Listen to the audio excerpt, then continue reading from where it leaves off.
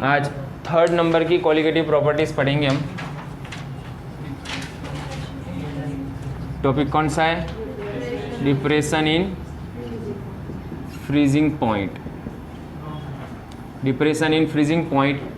दूसरा कौन सा नाम है डिप्रेशन इन फ्रीजिंग पॉइंट का? Molal depression constant. एक और नाम है cryoscopic constant. It's also known as cryoscopic constant. चलो टॉपिक स्टार्ट करें। हम टॉपिक को डिवाइड करके ही पढ़ेंगे जिससे एमसीक्यू भी आसान हो जाए। फर्स्ट, फ्रीजिंग पॉइंट की डेफिनेशन क्या होगी? What is the meaning of freezing point? Freezing point की डेफिनेशन क्या होगी? कोई टेम्परेचर होगा जहाँ पर क्या होता है, लिक्विड फ्रीज हो जाता है।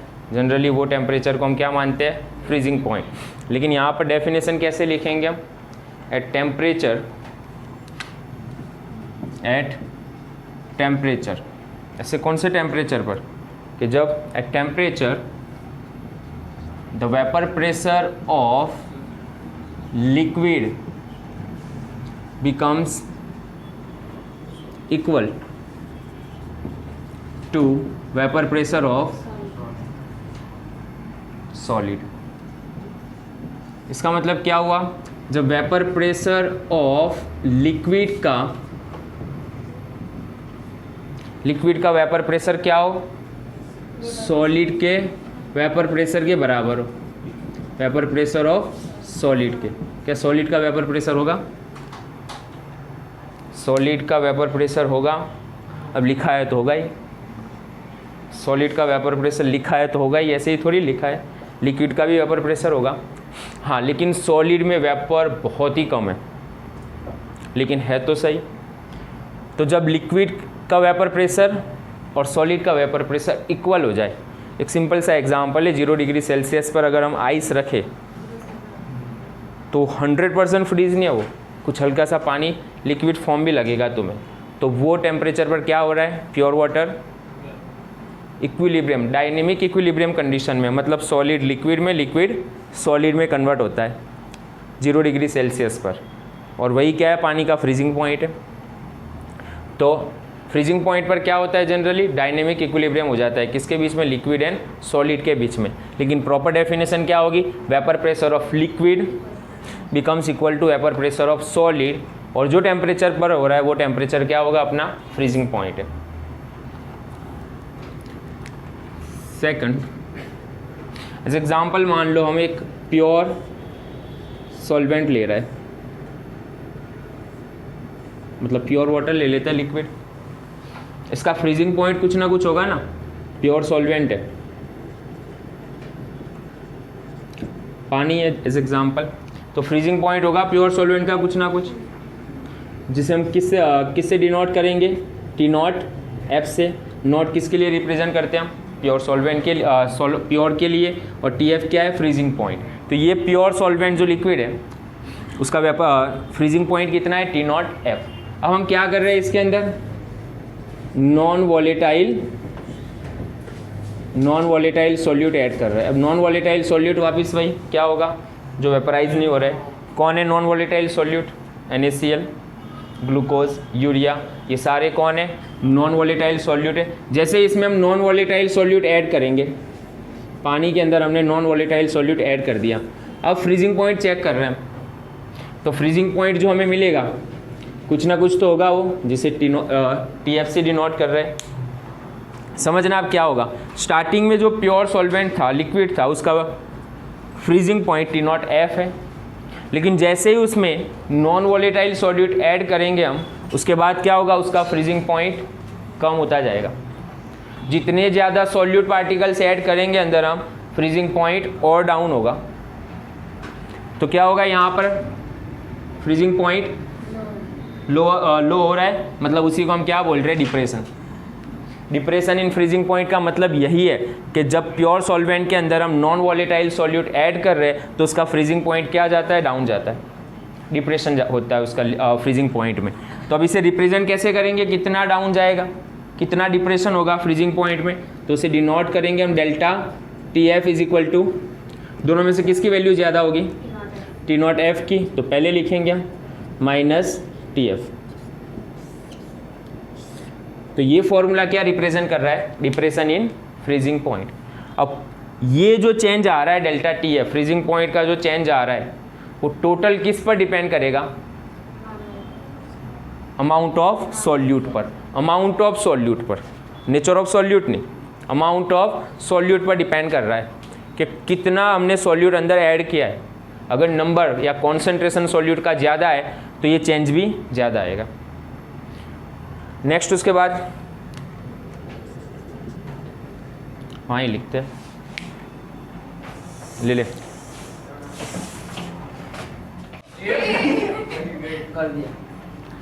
चलो नेक्स्ट ग्राफ प्लॉट करेंगे हम, और ग्राफ से समझना है तुम्हें ये।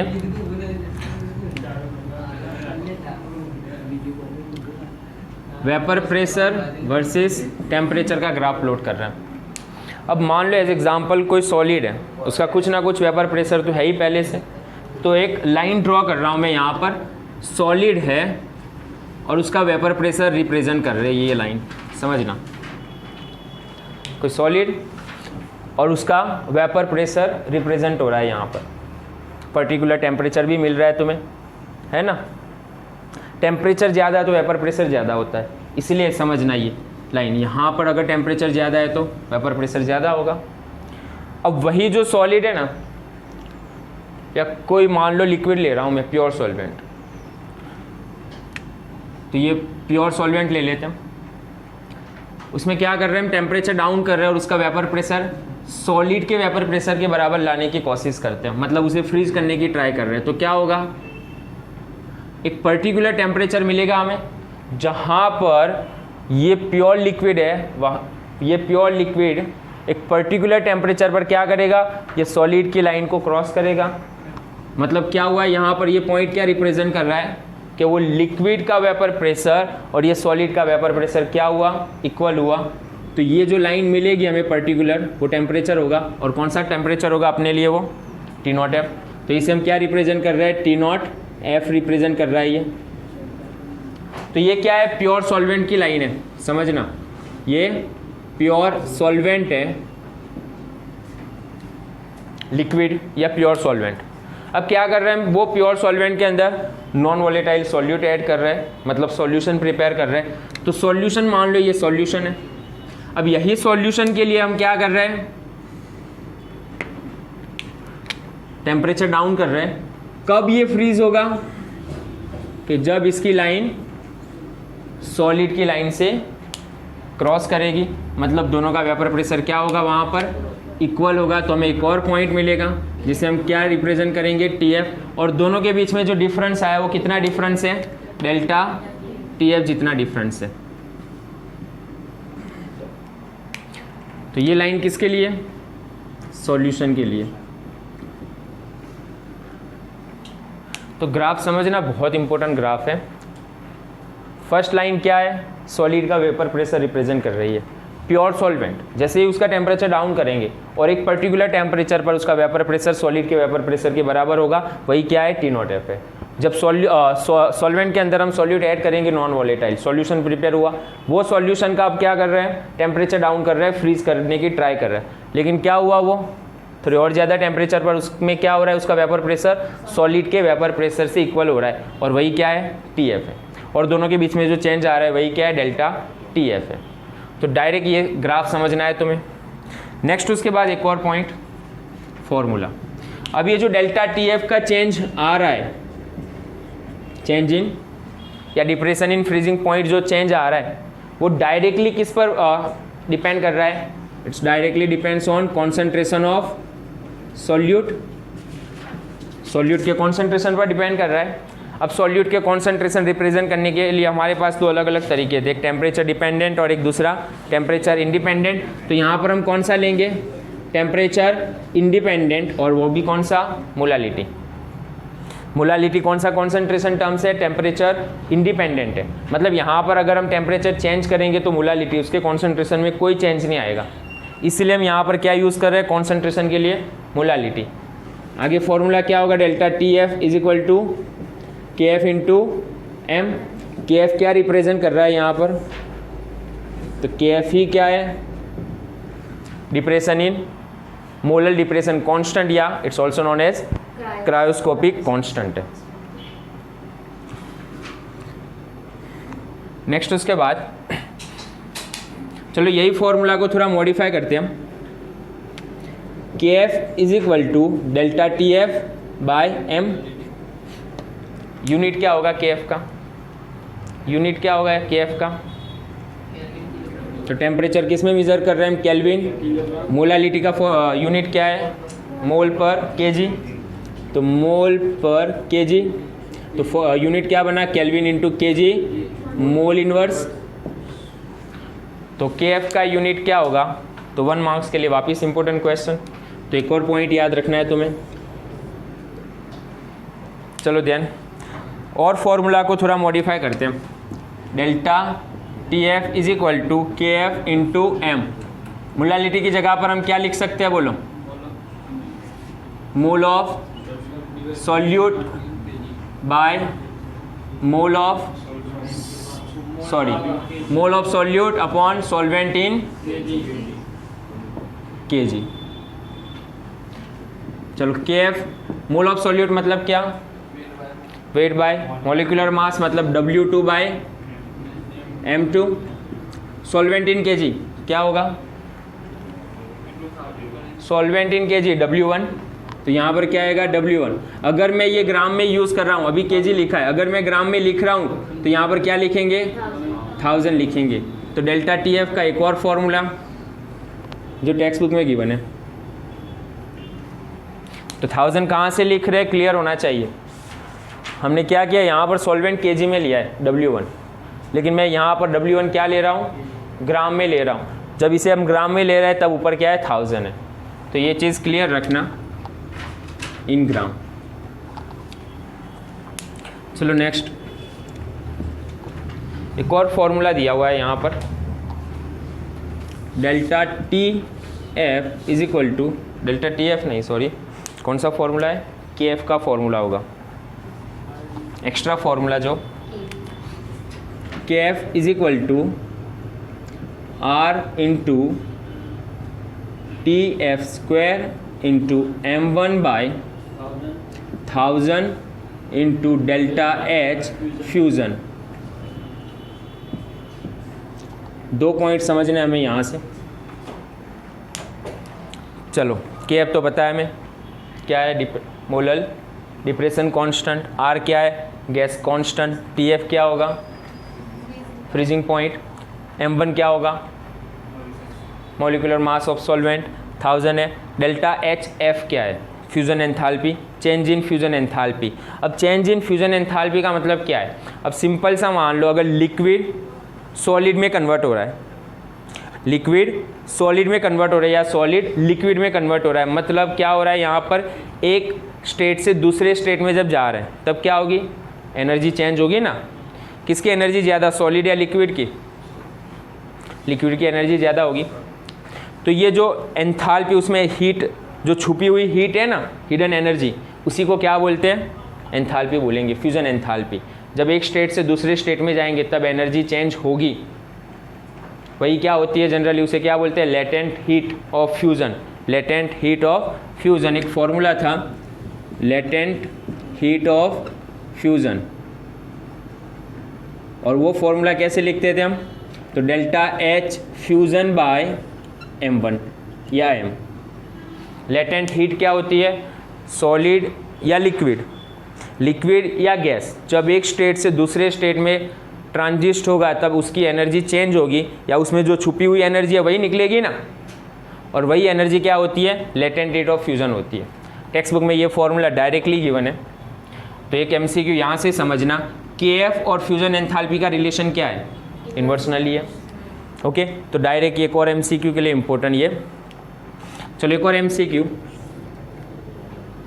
और कंपैरिजन करेंगे हम यहाँ से। KF वाटर के लिए कितना होगा, फ्रीजिंग पॉइंट, तो ये वैल्यू फिक्स है। ओके, प्योर वाटर के लिए KF की वैल्यू फिक्स ही है, तो मैं लिख रहा हूँ यहाँ पर 1.82 है। उसी तरह Kb के लिए बॉइलिंग पॉइंट एलिवेशन, उसकी वैल्यू भी फिक्स ही है, कितनी है 0.52। तो एक MCQ डायरेक्ट याद रखना, इसका मतलब समझो पहले क्या है, Kf प्योर वाटर के लिए कितना है 1.82, एग्जाम्पल में इसकी वैल्यू यूज़ करनी है लेकिन वैल्यू गिवन होगी। Kb प्योर वाटर के लिए कितना है 0.2, इसका मतलब क्या हुआ कि अगर मान लो मैं 1 मोलर जितना कॉन्सेंट्रेशन चेंज कर रहा हूँ, 1 मोलर कॉन्सेंट्रेशन जितना सॉल्यूट अंदर पानी में ऐड कर रहा हूँ, तो फ्रीजिंग पॉइंट कितना डाउन होगा 1.82। उसी तरह अगर मान लो बॉइलिंग पॉइंट, पानी का बॉइलिंग पॉइंट जो भी है वो 100 डिग्री सेल्सियस है, अगर मैं उसमें 1 मोलर कॉन्सेंट्रेशन चेंज कर रहा हूँ, सॉल्यूट ऐड कर रहा हूँ, 1 मोलर कॉन्सेंट्रेशन सॉल्यूट ऐड कर रहा हूँ, तो उसका बॉइलिंग पॉइंट कितना हो जाएगा 100 प्लस 0.52। समझ रहे हो ना। तो मतलब क्या निकल रहा है यहाँ पर, किसकी वैल्यू ज़्यादा होगी, Kf ज़्यादा या Kb ज़्यादा। तो Kf is always greater than, most important MCQ NEET और JEE के लिए, Kf की वैल्यू क्या होगी, ज़्यादा ही होगी। मीनिंग समझना क्या है यहाँ पर। अब दूसरा एक और MCQ यहाँ से, डेल्टा Kf और H क्या है, इन्वर्सनली है। तो फ्यूज़न एंथैल्पी ज़्यादा या वेपराइजेशन एंथैल्पी ज़्यादा, कौन सी एंथैल्पी ज़्यादा होती है, वेपराइजेशन एंथैल्पी ज़्यादा होती है, फ्यूज़न एंथैल्पी ज़्यादा होती है। तो वेपराइजेशन एंथैल्पी क्या होगी, डेल्टा H, फ्यूज़न एंथैल्पी क्या होगी, it less than delta H vaporization enthalpy. एक और MCQ, ये तो प्रूव कर सकते हो तुम आसानी से। फ्यूज़न एंथैल्पी देखो, Kf वैल्यू ज़्यादा तो डेल्टा H फ्यूज़न एंथैल्पी क्या होगी, कम, इन्वर्सनली है, डायरेक्टली है। तो यहाँ पर समझना, ये बहुत इंपॉर्टेंट पॉइंट MCQ के लिए, Kf is always greater then Kb। अगर डिप्रेशन इन फ्रीजिंग पॉइंट ज़्यादा ही है बॉइलिंग पॉइंट एलिवेशन से, और उससे उल्टा देखो यहाँ पर वेपराइजेशन एंथैल्पी क्या होगी, ज़्यादा ही होगी कंपेयर टू फ्यूज़न एंथैल्पी। तो 2 MCQ यहाँ से निकल रहे हैं, एक ही फॉर्मूला गिवन है ये वाला। कुछ बेसिक पॉइंट और ले लेते हम साथ में, ऑलमोस्ट क्वेश्चन कंप्लीट हो गया, डिप्रेशन इन फ्रीजिंग पॉइंट। चलो MCQ, फर्स्ट MCQ ले लेते हम एज एग्जाम्पल। हाँ, जो पोलर एरिया है, मान लो ऐसी कंट्री जहाँ पर टेम्परेचर कितना है 0 डिग्री सेल्सियस से कम है, तो अब कार के अंदर रेडिएटर होता है, रेडिएटर में क्या भरते हैं हम, यहाँ पर पानी भरते हैं रेडिएटर में। तो रेडिएटर में पानी वहाँ पर भी भरेंगे इंजन को ठंडा रखने के लिए। लेकिन मान लो अब टेम्परेचर कितना है माइनस में, तो क्या होगा, वाटर तो जम जाएगा वहाँ पर, तो रेडिएटर ब्लॉक, तो कार चल पाएगी, नो। तो वहाँ पर क्या करते हैं, वाटर के साथ कुछ तो ऐड करेंगे ना। क्यों ऐड करेंगे बोलो वाटर के साथ, क्योंकि उसका फ्रीजिंग पॉइंट क्या हो जाए, डाउन हो जाए। तो वहाँ पर वाटर के साथ वो क्या ऐड करते हैं, जनरली मिथेनॉल ऐड करते हैं। वाटर के साथ मिथेनॉल ऐड करने से क्या होगा, फ्रीजिंग पॉइंट जो है वाटर का क्या होगा, डाउन होगा। तो वाटर और मिथेनॉल के मिक्सचर से क्या होगा, अब सिंपल सा है, वाटर 0 डिग्री सेल्सियस पर फ्रीज हो रहा है फ्रीजिंग पॉइंट, लेकिन जैसे ही अंदर हम मिथेनॉल ऐड करेंगे फ्रीजिंग पॉइंट क्या होगा, डाउन होगा। अब कितना मिथेनॉल ऐड कर रहे हैं उसके हिसाब से उसका फ्रीजिंग पॉइंट डाउन होता जाएगा। तो यहाँ पर क्या होगा, फ्रीजिंग पॉइंट डिप्रेशन होगा, डाउन होगा। तो एक और MCQ, दूसरा एक और MCQ, मैं 3 अलग अलग सॉल्यूशन दे रहा हूँ, 0.1 molar NaCl, 0.1 molar Na2SO4 and 0.1 molar Al3SO4 twice. तीनों में से किसका फ्रीजिंग पॉइंट हाईएस्ट होगा, फ्रीजिंग पॉइंट ज़्यादा किसका होगा,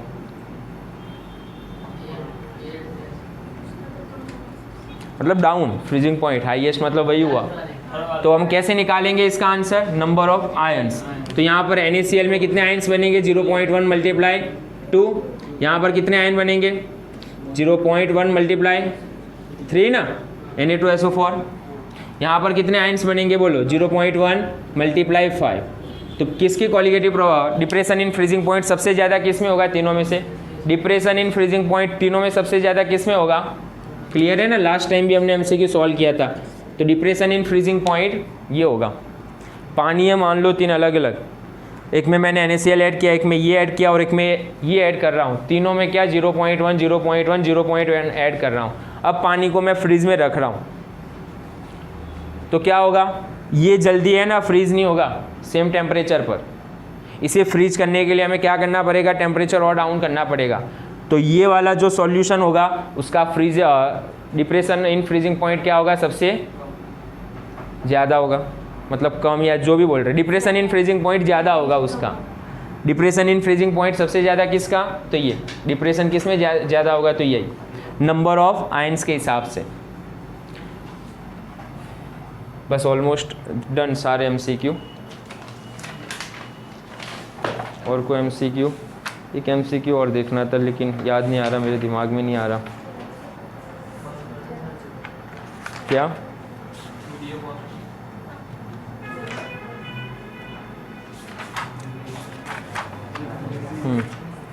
mercury iodide is aqueous solution क्या है।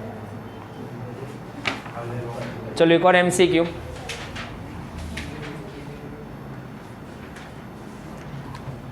एक और MCQ ले रहा है, नहीं आ रहा, बंद कर दो। चलो कहाँ पर,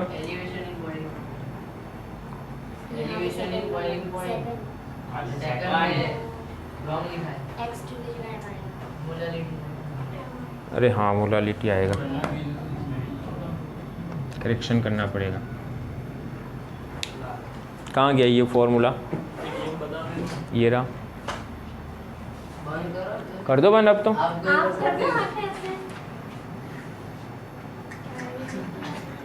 चलो एक बार स्पीड से वापस स्टार्ट ही करना है, अरे स्टार्ट ही रखना है। चलो एक बार स्पीड से रिवीजन कर लेते हैं। डिप्रेशन इन फ्रीजिंग पॉइंट, आवाज depression in freezing point check करेंगे हम। चलो 3rd नंबर की qualitative property depression in freezing point. Freezing point की डेफिनेशन क्या होगी, the vapour pressure of liquid becomes equal to the vapour pressure of solid at that temperature, it's called freezing point of that substance. चलो as example मान लो हमने कोई pure solvent ले लिया, उसका फ्रीजिंग पॉइंट क्या है, T0F है। जैसे उसमें नॉन वोलेटाइल सॉल्यूट ऐड करेंगे क्या होगा, उसका फ्रीजिंग पॉइंट डाउन होगा।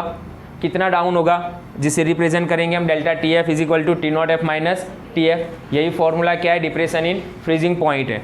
चलो नेक्स्ट ग्राफ प्लॉट करेंगे। सबसे पहले ये लाइन क्या रिप्रेजेंट कर रही है, सॉलिड के वेपर प्रेशर की लाइन रिप्रेजेंट कर रही है। अब प्योर सॉल्वेंट है, प्योर सॉल्वेंट में हम क्या कर रहे हैं, टेम्परेचर डाउन कर रहे हैं, उसे फ्रीज कर रहे हैं। तो एक पर्टिकुलर टेम्परेचर पर वो सॉलिड की लाइन को क्रॉस करेगा और जो टेम्परेचर पर सॉलिड और प्योर सॉल्वेंट का वेपर प्रेशर इक्वल होगा उसी को हम क्या बता रहे हैं, T0F।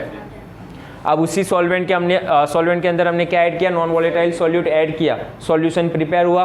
अब ये सॉल्यूशन को क्या कर रहे हैं, फ्रीज कर रहे हैं, तो टेम्परेचर डाउन कर रहे हैं। तो एक पर्टिकुलर टेम्परेचर पर क्या हो रहा है, वो फ्रीज हो रहा है और वो लाइन क्या रिप्रेजेंट कर रही है, TF। तो यहाँ पर क्या देख रहे हैं, फ्रीजिंग पॉइंट चेंज हो रहा है। कितना फ्रीजिंग पॉइंट चेंज हुआ, डेल्टा TF।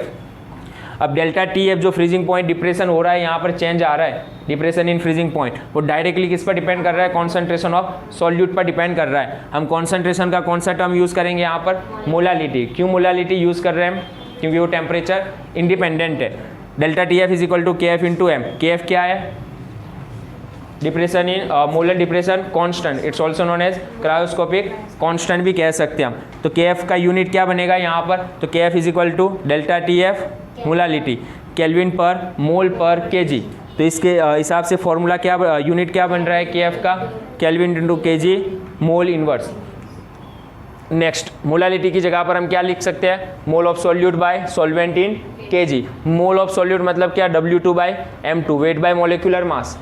और यहाँ पर हम सॉल्वेंट किस में ले रहे हैं, ग्राम में ले रहे हैं, W1। तो ऊपर क्या करेंगे, 1000 से मल्टीप्लाई कर देंगे। नेक्स्ट एक और फॉर्मूला है, जनरली KF काउंट करने के लिए हमारे पास सबसे बेस्ट थर्मोडाइनमिकली फॉर्मूला तो ओरिजिनल यही है। KF इज इक्वल टू क्या होगा, R into T square F into M1 by 1000 into delta HF fusion enthalpy. R क्या होगा, गैस कांस्टेंट है, TF क्या है, फ्रीजिंग पॉइंट है, M1 क्या है, मॉलिक्यूलर मास ऑफ सॉल्वेंट होगा, 1000 और फ्यूजन एंथैल्पी तो चेंज इन फ्यूजन एंथैल्पी क्या होती है, जब एक स्टेट से दूसरे स्टेट में, मतलब सॉलिड लिक्विड सब सॉलिड में कन्वर्ट होगा तो उस वक्त जो हीट चेंज हो रही है, एंथैल्पी चेंज हो रही है, वही रिप्रेजेंट कर रही है डेल्टा एच फ्यूजन एंथैल्पी, जिसे हम जनरली क्या बोलते हैं, latent heat of fusion. Latent heat of fusion मतलब hidden energy, hidden energy of state, कोई भी एक स्टेट में उसकी हिडन एनर्जी होगी कुछ ना कुछ। नेक्स्ट उसके बाद लेटेंट हीट ऑफ फ्यूजन का फॉर्मूला जनरली क्या होता है, delta H fusion enthalpy by M. वही चीज़ यहाँ पर हमने लेटेंट फ्यूजन की जगह पर ये लिखा हुआ है ना, इसकी जगह पर अगर मान लो मैं नीचे ये लिख लूँ तब भी राइट है। नेक्स्ट उसके बाद एक एग्जांपल ले रहे हैं, प्योर वाटर, उसकी केएफ वैल्यू जनरली कितनी होती है 1.82, और केबी के लिए प्योर वाटर की केबी वैल्यू कितनी होगी 0.52।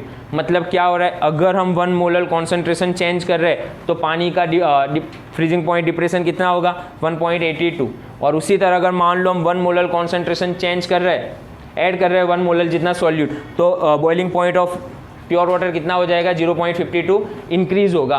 तो यहाँ पर केएफ की वैल्यू ऑलवेज क्या होगी, केबी की वैल्यू से ऑलवेज ज़्यादा ही होती है, और उसी के हिसाब से क्या होगी, डेल्टा एच फ्यूजन एंथैल्पी क्या होती है, वेपराइजेशन एंथैल्पी से लेस देन होगी, क्योंकि केएफ और फ्यूजन एंथैल्पी क्या है, इन्वर्सनली प्रोपोर्शनल है। नेक्स्ट एक एमसीक्यू, जहाँ पर मान लो टेम्परेचर डाउन है, ऐसी कंट्री के अंदर क्या करते हैं, अगर प्योर कार के अंदर रेडिएटर में अगर प्योर वाटर ऐड करेंगे तो 0 डिग्री सेल्सियस पर पानी फ्रीज हो जाएगा। जहाँ पर टेम्परेचर एकदम डाउन है तो वहाँ पर कार में क्या करते हैं, रेडिएटर के साथ मिथेनॉल मिक्स करेंगे। रीज़न क्या है, मिथेनॉल मिक्स करने से उसका फ्रीजिंग पॉइंट और डाउन होगा, जैसा जैसा टेम्परेचर उतने अमाउंट में मिथेनॉल ऐड किया जाएगा वहाँ पर। नेक्स्ट उसके बाद एक और एमसीक्यू है, ये तीनों सॉल्यूशन में से, तीनों सॉल्यूशन का कॉन्सेंट्रेशन एक जैसा है, तो तीनों सॉल्यूशन में से फ्रीजिंग पॉइंट डिप्रेशन सबसे ज़्यादा किस में होगा, तो थर्ड वाले में, क्योंकि नंबर ऑफ आयंस कितने हैं यहाँ पर 5 है, तो नंबर ऑफ आयंस चेक करेंगे, जिसमें नंबर ऑफ आयंस ज़्यादा है उसमें क्या होगा, कोलिगेटिव प्रॉपर्टी ज़्यादा होगी, मतलब डिप्रेशन इन फ्रीजिंग पॉइंट ज़्यादा होगा। ओके डन, बस हो गया, बंद कर दे इसे, वही थी बंद करने वाली।